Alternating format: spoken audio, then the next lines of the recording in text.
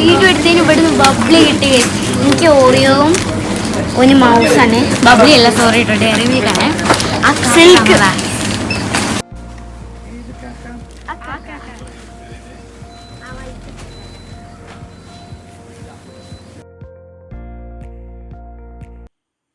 അങ്ങനെ ഞങ്ങൾ ആ ഇക്കാക്ക് ഷെയ്ക്ക് ഹാൻഡൊക്കെ കൊടുത്തു, താങ്ക്സ് പറഞ്ഞു.